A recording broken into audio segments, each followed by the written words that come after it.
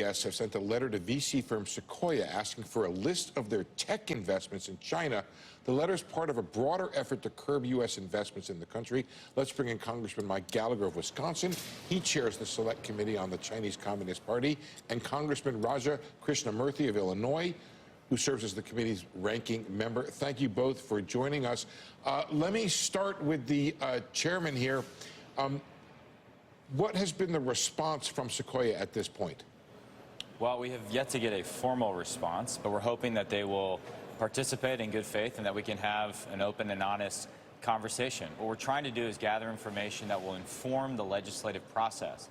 Raja and I both agree that American firms should not be capitalizing Chinese military companies, Chinese surveillance companies, and the Chinese Communist Party's human rights abuses. Sequoia has a history of investing in companies that do that, like Eversec, Paradigm, DJI, DeepGlint. And so we want to understand how this new split between Sequoia US and Sequoia Capital China, or Hongshan, what this means, whether it will actually prevent American capital from flowing to such Chinese military companies, or whether it will actually unintentionally or intentionally allow Sequoia Capital China to avoid scrutiny from the new executive order from the Biden administration. Yeah, Congressman Krishnamoorthi, would you follow up on that? Is this split enough for you, or do you need to hear more? And what kind of, I guess, rails are you looking for, or walls between the two companies?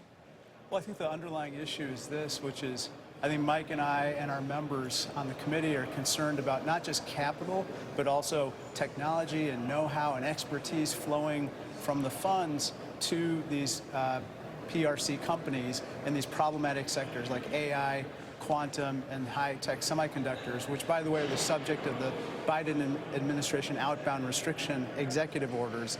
I think what we're concerned about is, although it might be a step in the right direction to spin off this Sequoia China entity, are the underlying investors the same?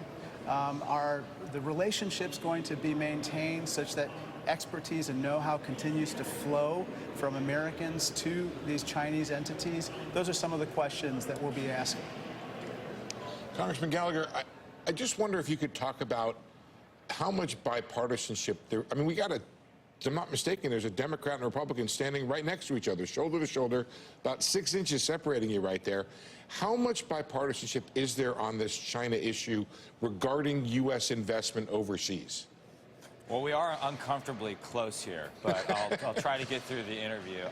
I think there's a lot of bipartisanship. Our committee has operated in a profoundly bipartisan manner for the last year. I think our members are very serious, that they want to work across the aisle, and the mandate we've been given from former Speaker McCarthy and the Minority Leader Hakeem Jeffries was to work in a bipartisan manner, not just to throw bombs at each other. That's not to say we agree on everything. We have principled disagreements, but we're trying to identify what is that center of gravity on which we can build a lasting China policy that will endure regardless of who's in the White House, and then will ultimately be successful in the short term in preventing a war with China, and successful in the long term in winning this technological and economic competition with China. Yeah, but Congressman Krishnamoorthi, what is the danger here that we go overboard? We want, obviously, to protect national security.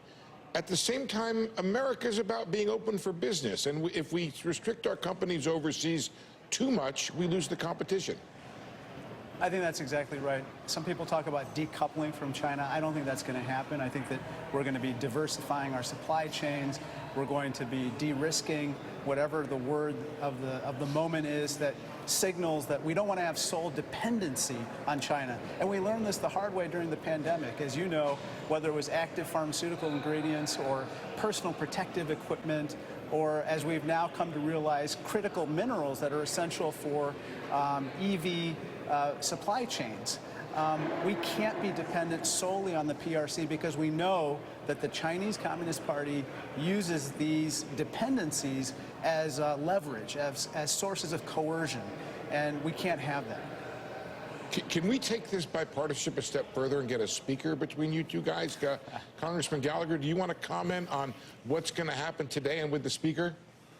I don't know what's going to happen. I'm not going to lie. It is a mess right now. I sort of have this image in my mind of us as a local fire department, and we're getting all these alarms that fires are going off in various neighborhoods, and rather than just getting in the truck and putting out the fire in the Middle East, the fire in Eastern Europe, the heating up across the Taiwan Strait, the fire at the southern border, we're arguing over who should drive the truck or who should sit in shotgun. We need to get our act together, select a speaker, because we have a lot of work that needs to get done in a very short period of time. So hopefully we can make progress on that front today. Who are you supporting as the driver of the truck? Well, I voted for Jim Jordan in the last 2 rounds. I believe we need to abide by the rule in the caucus. When you have a narrow majority, you have to support whoever the majority of the caucus votes for. Otherwise, it's total chaos. So did you if Jim support doesn't Steve demonstrate, Scalise as well? Exactly. I supported Scalise when he got the majority of the caucus. I supported Kevin McCarthy. But I think since the 8 deposed Kevin McCarthy, it's kind of unleashed Pandora's box where nobody wants to abide by that rule. And you just can't have a workable majority when we got a 4-seat difference between control of the House if you don't abide by that rule. Yeah, but your name was floated, Congressman Gallagher. You say you're not running. Why not? I have the job I want, which is chairing this committee, working with my good friend Raja Krishnamoorthi, and we have plenty of good candidates. I think the important thing is that whoever the speaker is going to be, they got to treat it like a 14-month deployment. You got to step up, do it, and then almost Raja, go away are Democrats, after that. we got to go. Raja, are Democrats ready to step up and back somebody from the other side? Potentially. I think that at this point, we're waiting to see whether, we can have kind of a bipartisan coalition, a unity coalition that sidelines the extremists and makes sure that the people's interests are first. Yesterday, I spoke to the Peace for Hong Kong Foundation in the morning, and I said, we love democracy so much that I'm voting for Speaker for a 17th time today. And, but in all seriousness, I hope that we can take care of business, because as the China Global Times, the CCP propaganda organ said, this speakership mess unfortunately is being used against us as a sign of weakness in our democracy. So we've got to take care of business. We have to go. Thank you both. Thank you for your bipartisanship. Thank you. Thank you.